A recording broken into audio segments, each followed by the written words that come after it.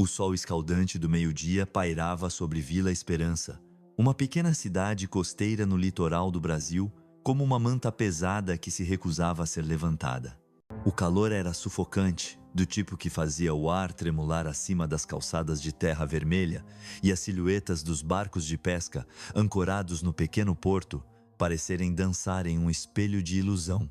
As ruas, ladeadas por casas de cores pastel desbotadas pelo sal e pelo tempo, estavam quase desertas, exceto por alguns pescadores que se moviam lentamente, carregando redes sob os ombros, e crianças que corriam descalças, rindo sob as mangueiras que ofereciam sombras esparsas.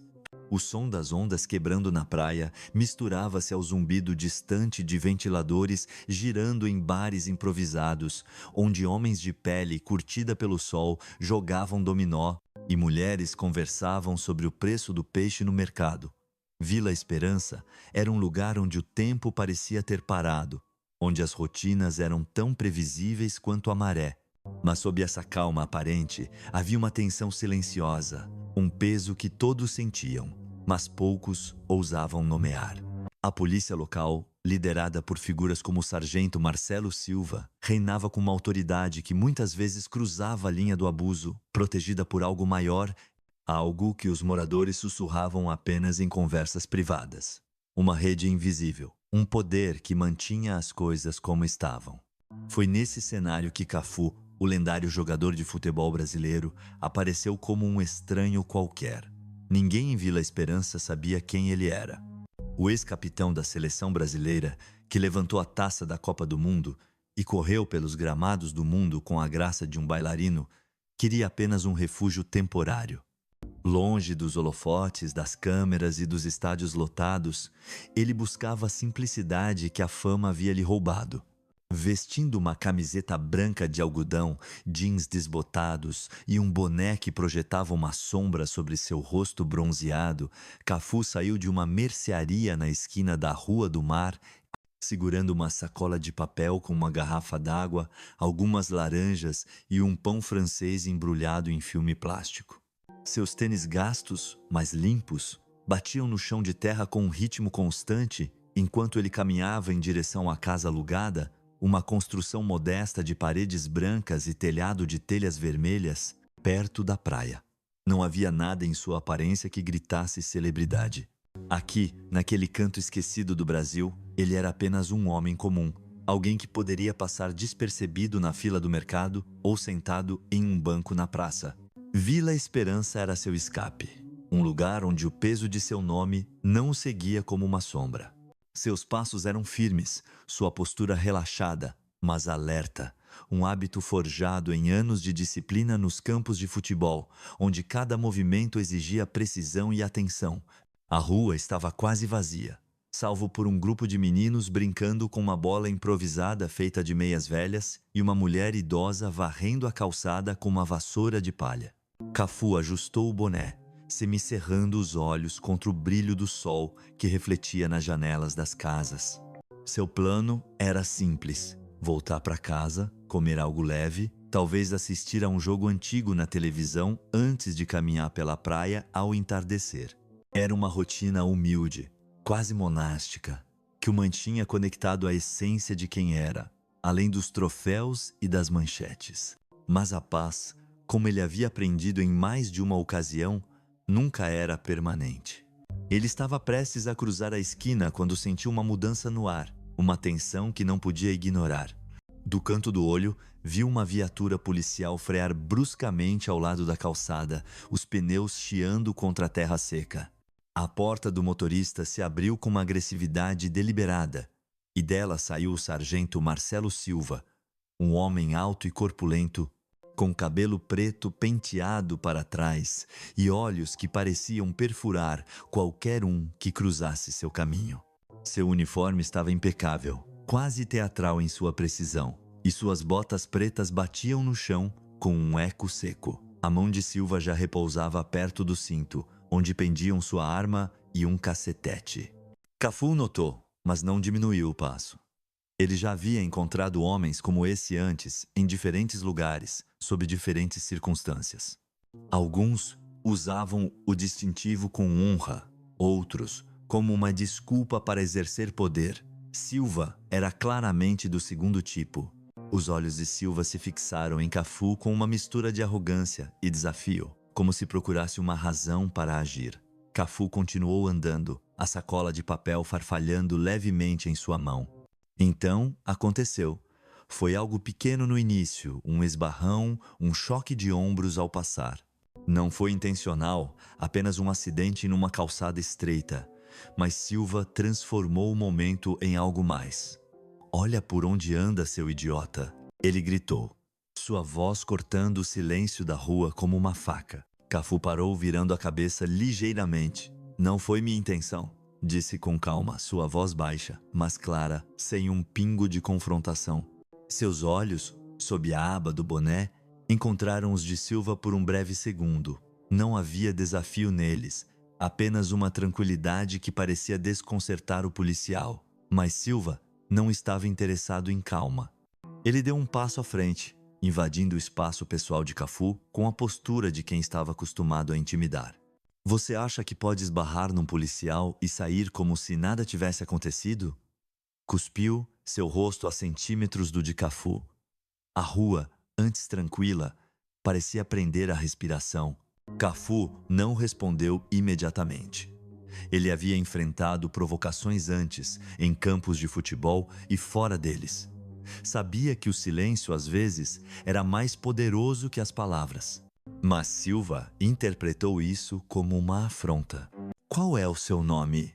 exigiu, seu tom mais alto, a mão agora claramente pousada sobre o cacetete em seu cinto. Cafu o olhou diretamente, sua expressão imperturbável.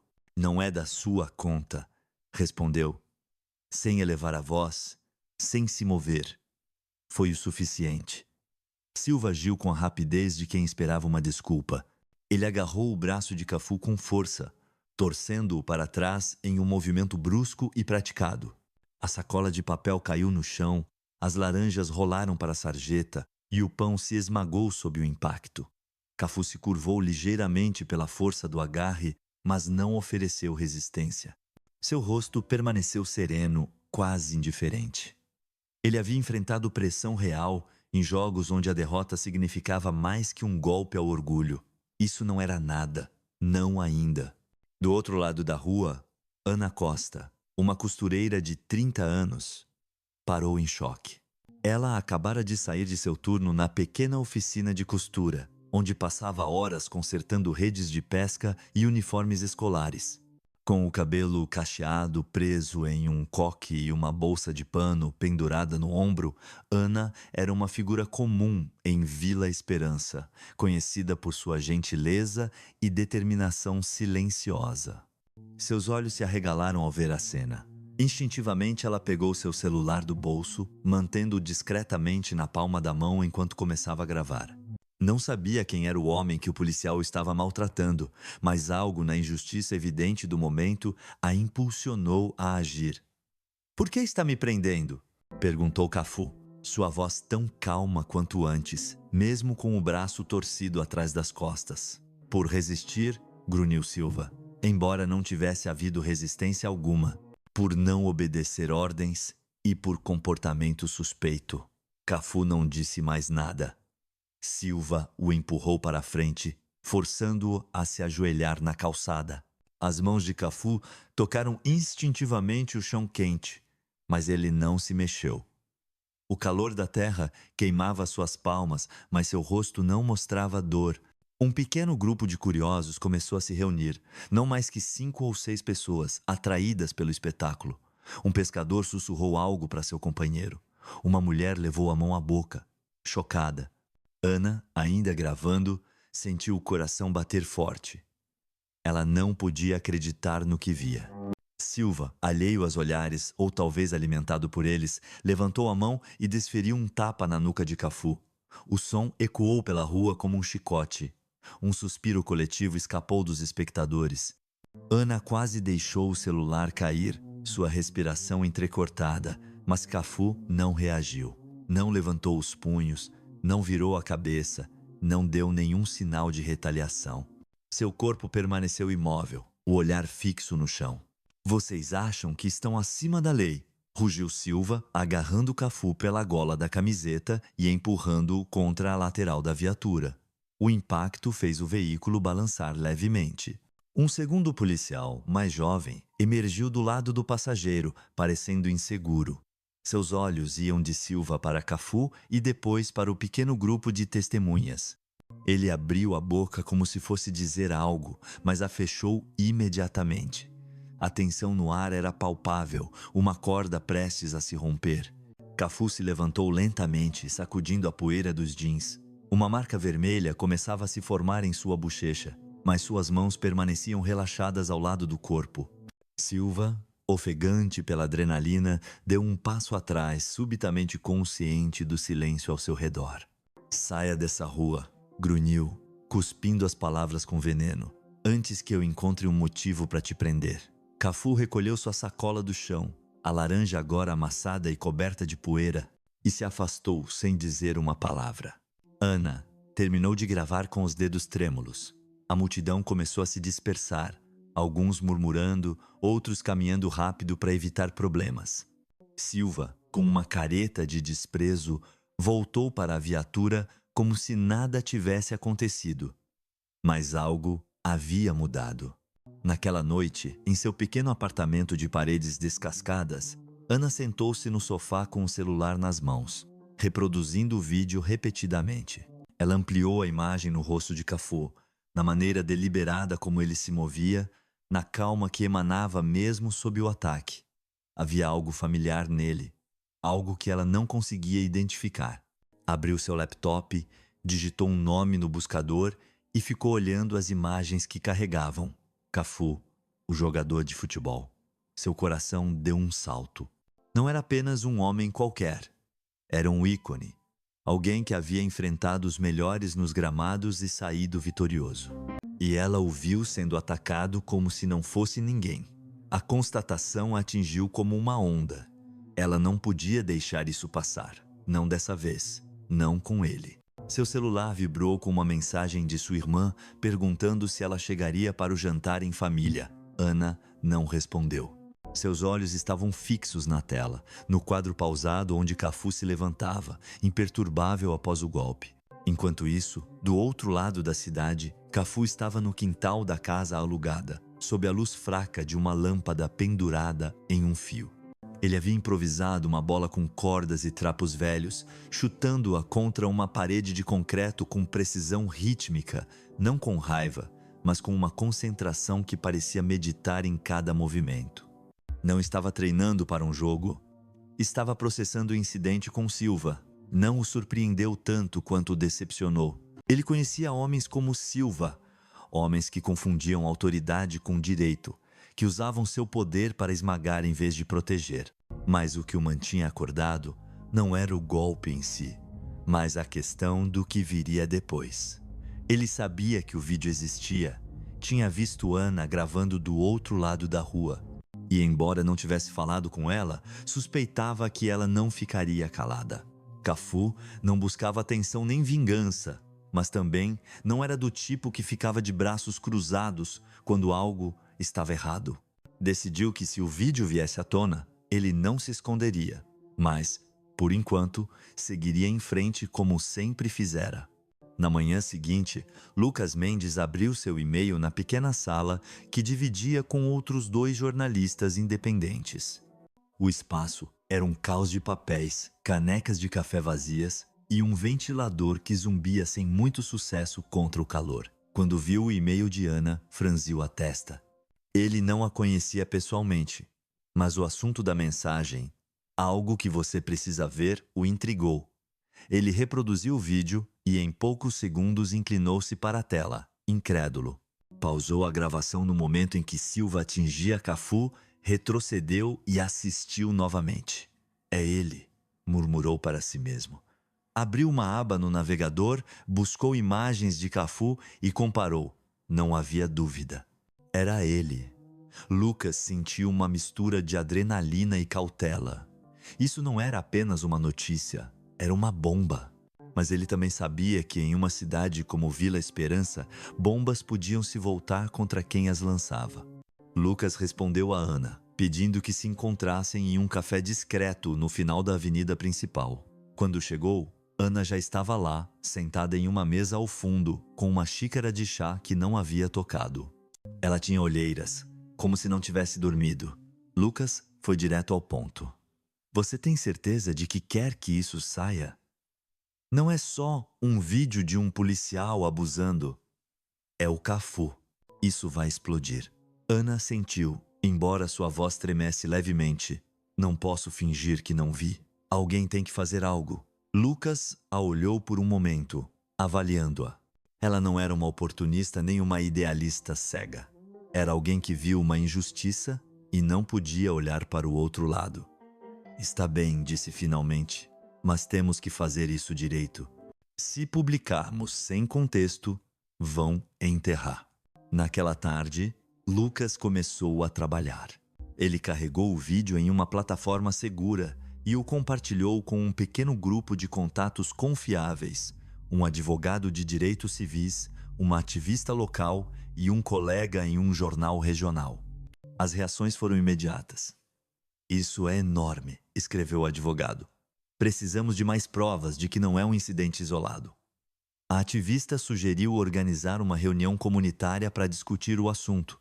Enquanto isso, nas redes sociais, o vídeo começou a circular organicamente. Alguém o baixou e compartilhou em uma página local do Facebook. Em questão de horas, os comentários se multiplicaram. Isso é o Cafu! Que abuso! Quem é esse policial?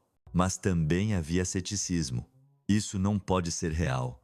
O cara deve ter feito algo para merecer. A polarização era previsível, mas o volume da conversa não. Vila Esperança não estava acostumada a ser o centro das atenções. Cafu, por sua vez, mantinha sua rotina. Ele não tinha redes sociais ativas, nem seguia as notícias locais, mas não era alheio ao murmúrio que começava a crescer na cidade. Enquanto comprava água em um mercadinho, o caixa, um jovem com uma camiseta do Flamengo, olhou com uma mistura de curiosidade e respeito. "É você no vídeo, né?" perguntou em voz baixa. Cafu sorriu levemente, sem confirmar nem negar, e pagou pela garrafa. Mas ao sair, notou um carro estacionado do outro lado da rua, um sedã preto com vidros escuros. Não se moveu, mas Cafu sentiu olhos sobre ele. Não era paranoia, era instinto. Ele aprendera a ler sinais em campo e esse era um de alerta. Naquela noite, Ana recebeu uma mensagem de texto de um número desconhecido. Apague o vídeo ou vai se arrepender. Seu coração acelerou. Ela desligou o celular e fechou as cortinas de seu apartamento. Não era a primeira vez que sentia medo, mas dessa vez era diferente. Ela não estava sozinha nisso, mas também não tinha certeza de quão longe estava disposta a ir. Ligou para Lucas, que a aconselhou a guardar cópias do vídeo em um lugar seguro e não responder às mensagens. "Eles estão nervosos", disse ele. "Isso significa que sabem que é grande." Mas a ameaça não era a única coisa que preocupava Ana. No trabalho, seus colegas começaram a sussurrar. Alguns a apoiavam, outros a alertavam para ficar fora disso. "Não se mete com a polícia", disse uma costureira mais velha. "Eles sempre ganham." Enquanto isso, Lucas continuava investigando.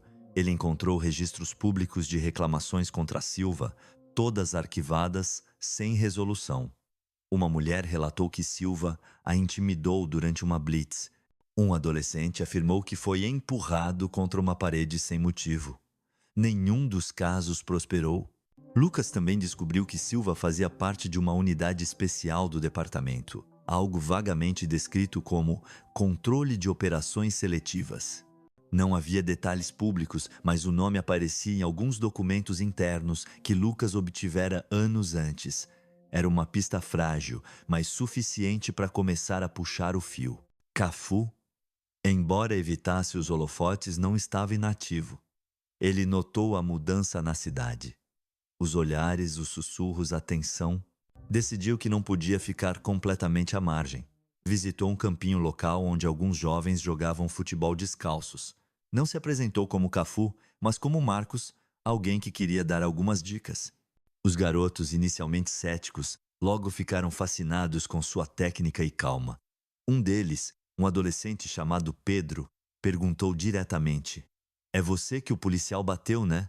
Cafu o olhou e respondeu. Sou alguém que acredita que não precisa devolver um soco para vencer. Pedro assentiu, embora não tivesse certeza de entender completamente. No final do dia, Ana e Lucas se reuniram novamente, dessa vez em um bar vazio à beira-mar. Lucas mostrou uma pasta com anotações e recortes. Silva não age sozinho, disse. Tem algo maior aqui, mas precisamos de mais que um vídeo para provar. Ana, exausta, mas decidida, assentiu. E agora, o que fazemos? Lucas sorriu, embora estivesse cansado. Tornamos isso maior. E precisamos que o Cafu fale. Ana balançou a cabeça. Não acho que ele queira, ele não parece ser de buscar atenção. Lucas recostou-se na cadeira, olhando as estrelas que começavam a aparecer. Então vamos fazer a atenção encontrá-lo. Fora do bar, a cidade dormia, mas a faísca que Ana havia acendido estava crescendo. E embora ninguém soubesse ainda, essa faísca logo se tornaria um incêndio que ninguém poderia apagar. A noite cobria Vila Esperança com um véu de silêncio, quebrado apenas pelo som ocasional das ondas e pelo murmúrio distante de um rádio tocando samba em alguma casa. Em um beco atrás do campinho, Cafu se encontrou com Beatriz Lima, a ex-policial que o contatara. Beatriz, com seus 50 anos, cabelo grisalho curto e um olhar que parecia atravessar qualquer fachada, não perdeu tempo com cortesias. O vídeo é só a ponta do iceberg, disse, deslizando uma pasta fina para Cafu. Silva não é um lobo solitário. Ele faz parte de algo chamado sombra. E se você quer pará-lo, precisa entender como funciona. Cafu abriu a pasta, seus olhos percorrendo páginas de documentos borrados, alguns com nomes riscados, outros com datas que remontavam anos. Eram relatórios internos, fragmentos de e-mails e uma lista de incidentes que nunca chegaram aos tribunais. Como conseguiu isso? Perguntou, sem tirar os olhos dos papéis. Beatriz sorriu com amargura. Quando te demitem por fazer perguntas incômodas, você aprende a guardar cópias. O plano de Beatriz era claro: reunir provas sólidas de que Silva operava sob a proteção de uma rede dentro do departamento de polícia. Sombra não era uma unidade oficial. Não aparecia em organogramas nem em orçamentos públicos. Era um grupo seleto de policiais escolhidos por sua disposição a cruzar linhas éticas, usados para manter o controle em situações que o departamento preferia não documentar. Silva, segundo Beatriz, era um de seus executores de confiança, alguém que gostava do poder que a impunidade lhe dava. Mas provar isso não seria fácil. Os documentos que Beatriz tinha eram fragmentários e muitos dos possíveis testemunhas haviam sido silenciados ou desaparecido. Cafu ouviu em silêncio, seu rosto impassível, embora suas mãos apertassem a pasta com mais força do que o necessário. Ele não era estranho a lutas contra sistemas corruptos, mas isso era diferente. Não estava em um campo com regras claras. Estava em um terreno onde as sombras ditavam as jogadas. Precisamos de alguém que esteve dentro e esteja disposto a falar, disse finalmente. Beatriz assentiu. Tem um cara, um ex-policial chamado João Torres. Saiu há 2 anos depois de um incidente com Silva. Vive afastado, mantém um perfil baixo. Ele pode saber algo, mas não vai ser fácil convencê-lo. Cafu fechou a pasta. Eu o encontro.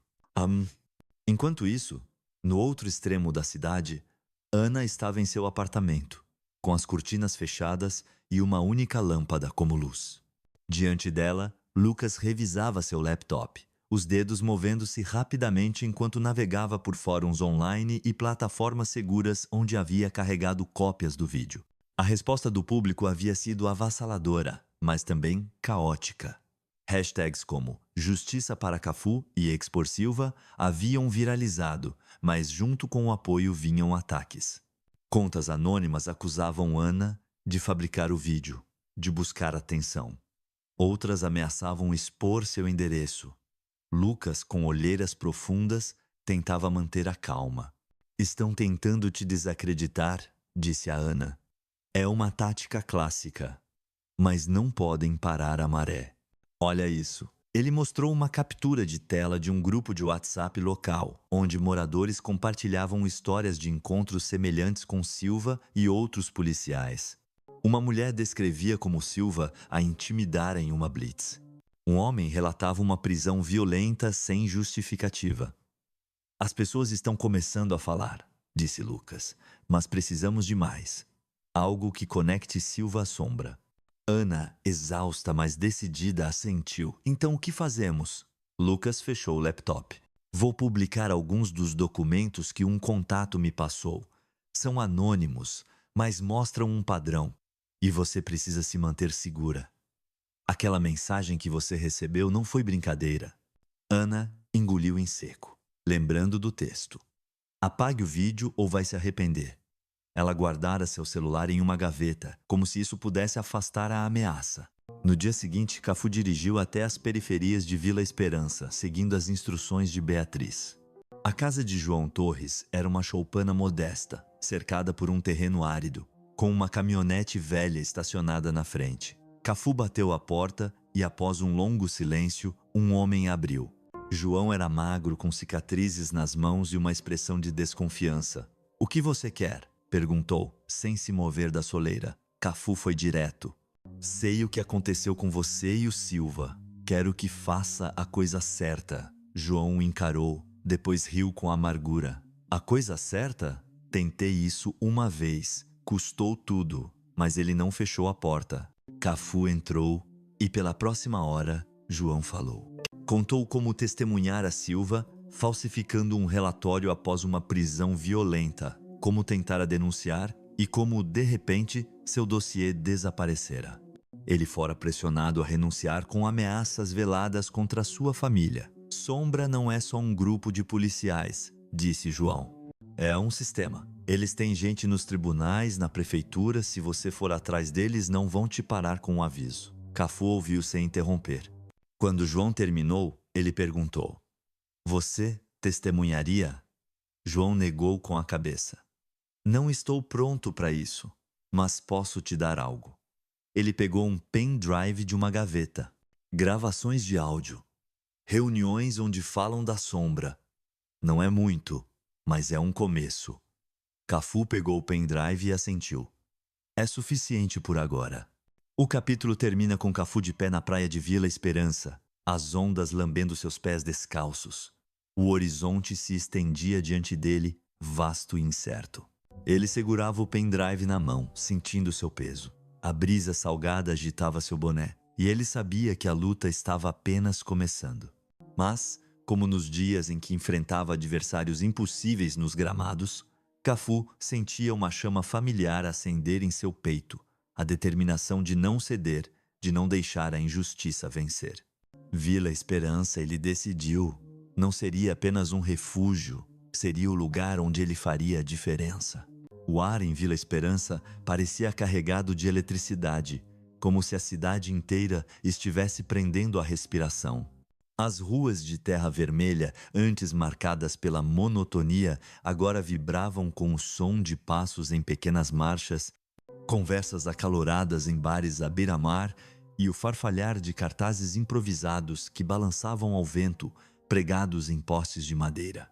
"Justiça para Cafu" e "Fim ao abuso" eram as frases que ecoavam, pintadas em letras tortas, mas cheias de determinação.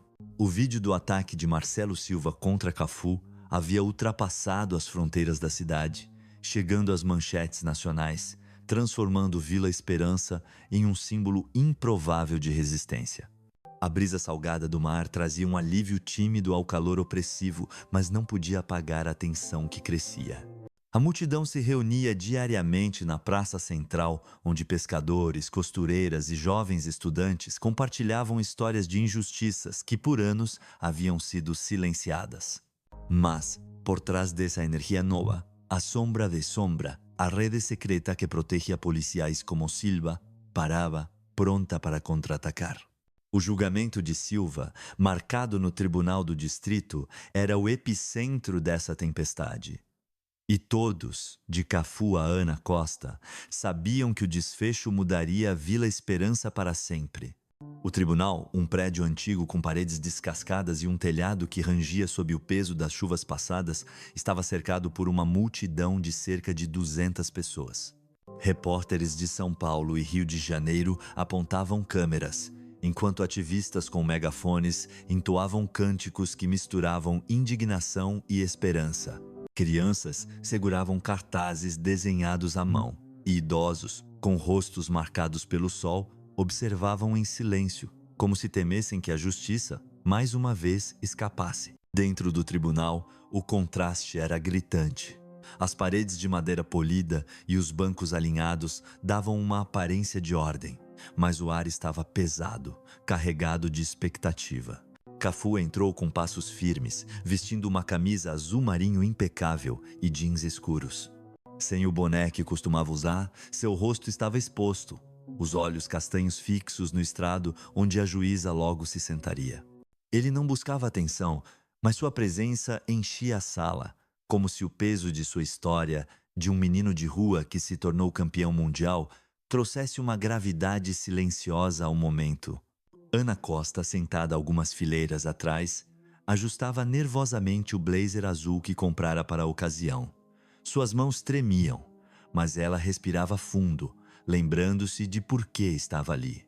Lucas Mendes, com uma caderneta cheia de anotações, ocupava um canto reservado para a imprensa, seus olhos percorrendo a multidão como um estrategista em um jogo de xadrez. Beatriz Lima, a ex-policial, não estava presente, mas enviaram uma mensagem a Cafu na véspera, prometendo mais documentos se o caso exigisse.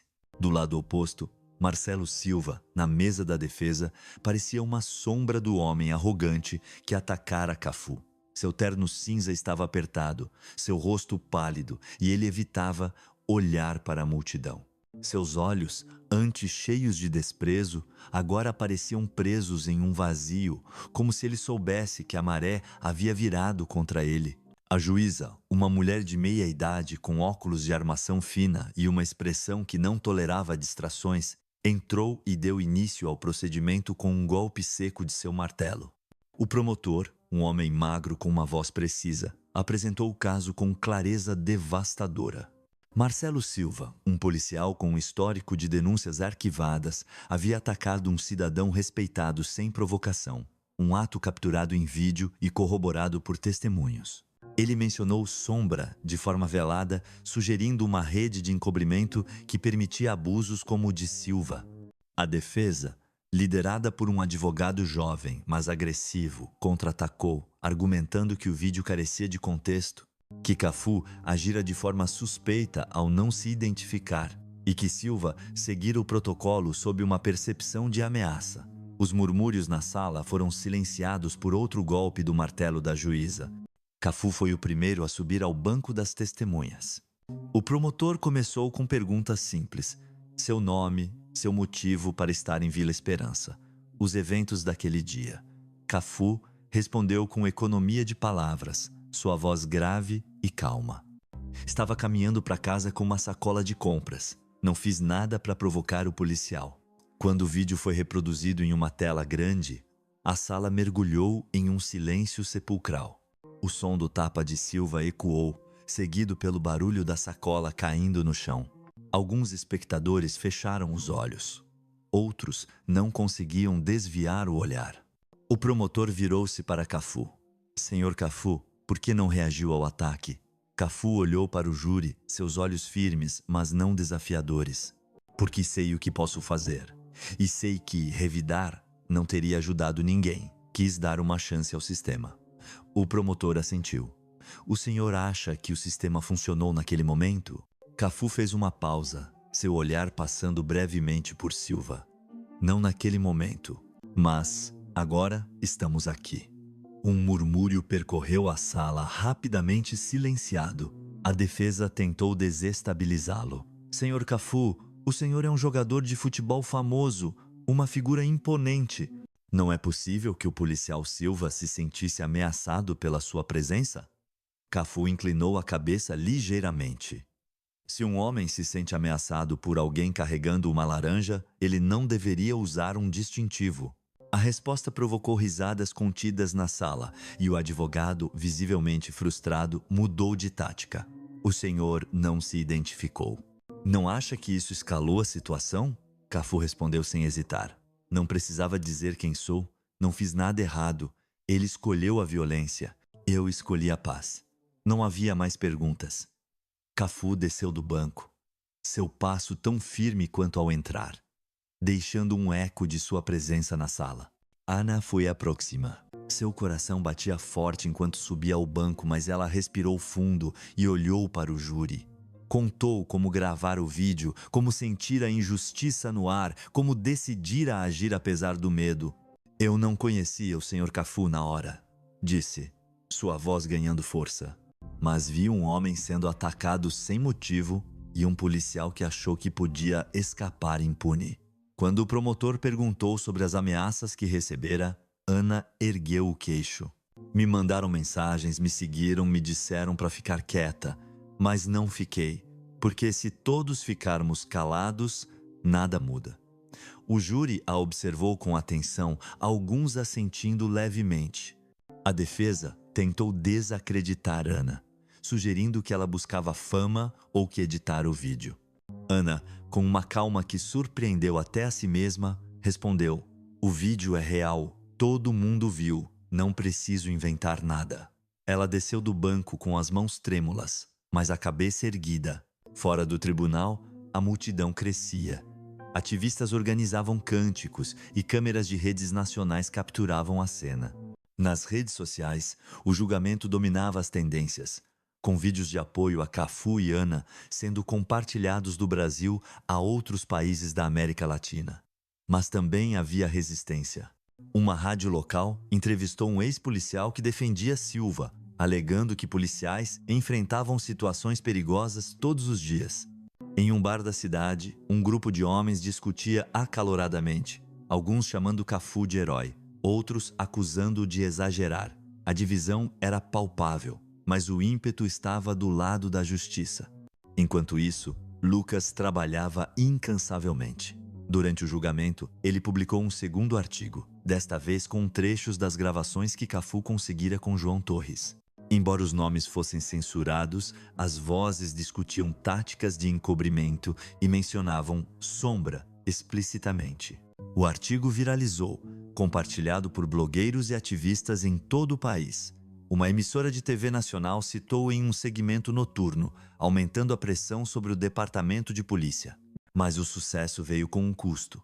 Lucas notou que seu e-mail fora hackeado e um arquivo importante em seu computador desaparecera. Ele não tinha provas de quem estava por trás, mas suspeitava de Sombra. Enviou uma mensagem a Ana: "Guarde tudo em cópias físicas. Não confie na nuvem." Ana, exausta, escondeu um pendrive numa caixa de sapatos sob a cama. O julgamento durou 5 dias, cada dia trazendo novas revelações. Beatriz, trabalhando nos bastidores, enviou ao promotor documentos que mostravam como as denúncias contra Silva haviam sido sistematicamente ignoradas.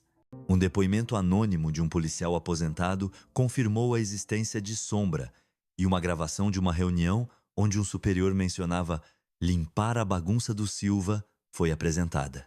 A defesa vacilava, recorrendo a táticas desesperadas, como culpar Cafu por não cooperar, mas o júri, composto por moradores locais de diferentes origens, parecia cada vez mais convencido. No último dia, Ana e Cafu se encontraram brevemente no corredor do tribunal. "Obrigada por não desistir", disse ela. Cafu assentiu. "Você começou isso. Eu só segui seu exemplo." O veredicto veio ao entardecer do 5º dia. A juíza leu a decisão.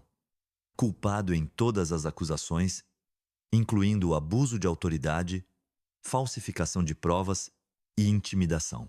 Silva foi condenado a 10 anos de prisão, sem possibilidade de liberdade condicional pelos primeiros 7. Quando o escoltaram para fora, seus olhos evitaram Cafu, mas a derrota era evidente em sua postura.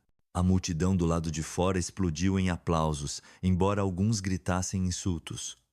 Ana saiu para a escadaria do tribunal e foi recebida com vivas. Lucas capturou o momento com sua câmera, sabendo que aquela imagem ficaria gravada na história da cidade. Mas Cafu permaneceu dentro por mais um momento, sentado na sala agora vazia. Não sentia triunfo, apenas uma certeza tranquila de que isso era apenas um passo. Sombra ainda estava lá e Silva era só uma peça. Quando saiu, a multidão o cercou, mas ele ergueu a mão pedindo calma. Não deu entrevistas, não posou para fotos. Em vez disso, caminhou até Ana e colocou a mão em seu ombro. "Isso é seu", disse. Ela sorriu, com lágrimas nos olhos. O pó assentou em Vila Esperança após o furacão do julgamento, mas o ar ainda vibrava com uma mudança que não podia ser desfeita. As ruas, antes marcadas pela monotonia, agora pareciam mais vivas, como se a cidade tivesse despertado de um longo sono. Os cartazes de justiça para Cafu ainda pendiam em alguns postes, embora o vento os tivesse rasgado. As conversas nos bares e mercearias giravam em torno do veredicto, mas também de algo maior, a possibilidade de um futuro diferente. Para muitos, o julgamento era uma vitória, um farol de esperança em um sistema que frequentemente parecia feito para esmagar quem ousasse questioná-lo. Mas para Cafu, Ana, Lucas e os outros que lutaram, era apenas o começo. A verdadeira prova não era vencer uma batalha, mas construir algo duradouro a partir de suas cinzas. Cafu, percebendo o impacto que sua presença tivera, decidiu transformar a energia da cidade em algo tangível. Ele fundou uma academia de futebol gratuita no campo de terra batida da cidade, um lugar onde crianças brincavam com bolas remendadas e sonhavam com os gramados dos grandes estádios. Não era apenas sobre chutes e dribles, era sobre disciplina, confiança e, acima de tudo, a capacidade de escolher quando lutar e quando não lutar. A primeira sessão atraiu uma dúzia de adolescentes, alguns curiosos pela fama de Cafu, outros atraídos pelas histórias do julgamento. Pedro, o jovem que conhecera Cafu semanas antes, foi o primeiro a chegar, suas chuteiras gastas rangendo no chão de terra. "Vai nos ensinar a jogar como você?", perguntou, os olhos brilhando. Cafu, ajustando um par de luvas de goleiro, balançou a cabeça. "Não se trata de jogar como eu. Trata-se de saber por que você joga. E às vezes, o jogo mais difícil é não chutar a bola." As crianças, sentadas em círculo ao redor do campo, ouviam com atenção enquanto Cafu falava de responsabilidade, de como o poder sem controle era apenas violência disfarçada. Ele ensinou fundamentos básicos, mas também como ler o movimento dos outros, como desarmar conflitos sem recorrer à agressão, como proteger quem precisa sem buscar glória. No fim da sessão, Pedro ficou para trás, ajudando a guardar os cones. "O que você fez com aquele policial? Não sei se eu conseguiria ficar quieto", admitiu. Cafu olhou. "Não é ficar quieto, é escolher o que importa. Você também pode fazer isso." Pedro assentiu, a lição ainda se acomodando em sua mente jovem. Ana, por sua vez, encontrou um novo propósito. O julgamento a transformara não só pelo medo e pelas ameaças, mas pela força que descobrira em si mesma. Ela deixou o emprego na oficina de costura, um passo que nunca imaginara dar, e começou a trabalhar com uma organização local de direitos civis. Sua primeira iniciativa foi criar um grupo de apoio para vítimas de abuso policial, um espaço onde as pessoas pudessem compartilhar suas histórias sem medo de represálias. As reuniões aconteciam no centro comunitário, em uma sala com cadeiras desparelhas e um quadro coberto de anotações. Na primeira noite, apenas 5 pessoas apareceram, mas Ana não desanimou. Ela ouviu uma mãe falar sobre como seu filho fora detido sem motivo, um avô descrever anos de intimidação por policiais como Silva. Ana tomava notas, oferecia contatos de advogados pro bono e, acima de tudo, dava esperança. "Vocês não estão sozinhos", dizia, e falava sério. Lucas, sempre com sua caderneta, frequentava essas reuniões, não como repórter, mas como aliado. Ele decidira reduzir o ritmo de suas publicações, mas não abandonar a luta. Em vez de artigos sensacionalistas, estava trabalhando em um livro, uma crônica detalhada do que acontecera em Vila Esperança. na esperança de que servisse como um guia para outras comunidades. Isso não é só nossa história, disse a Ana uma noite, enquanto arrumavam cadeiras após uma reunião. É um mapa para outros. Ana sorriu, exausta, mas determinada. Então vamos fazer eles lerem.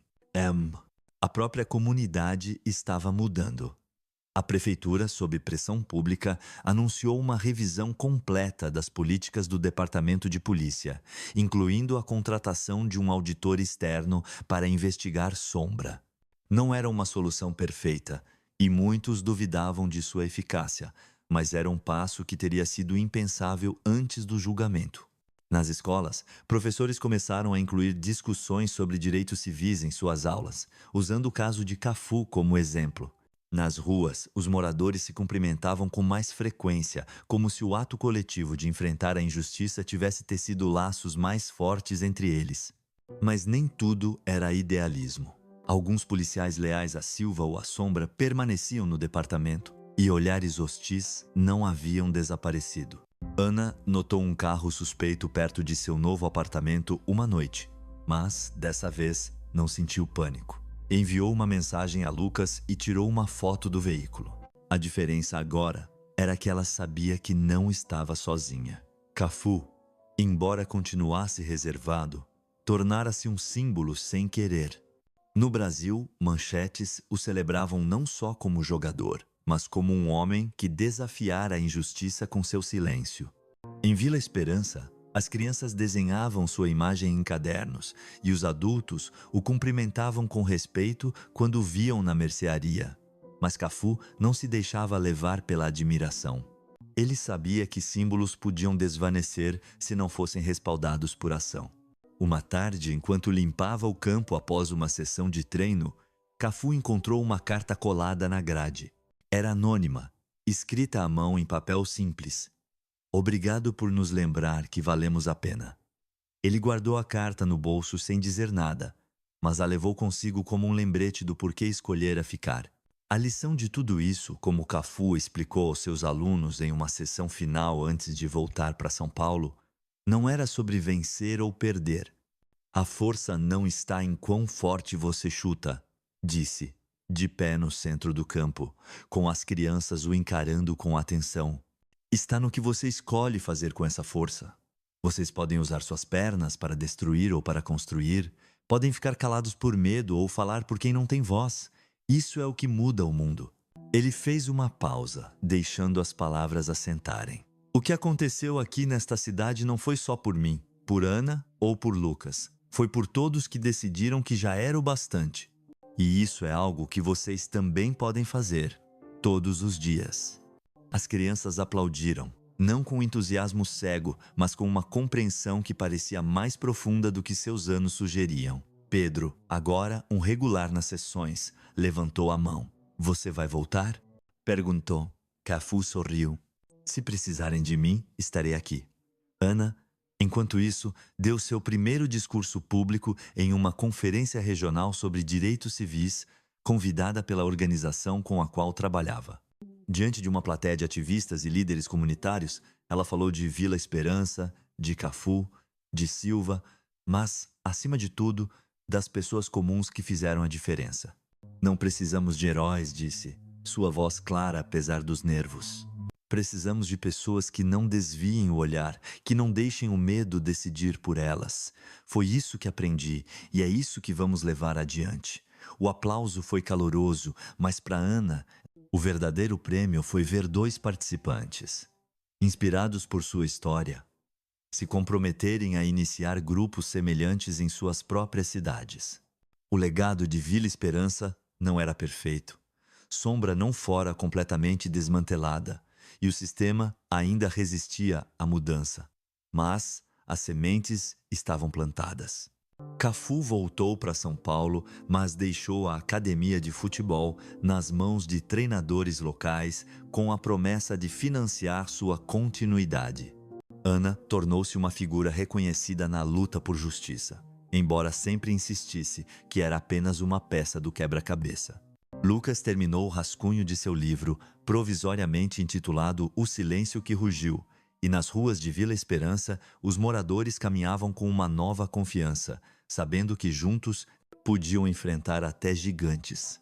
A lição final para todos que foram tocados por essa história era clara.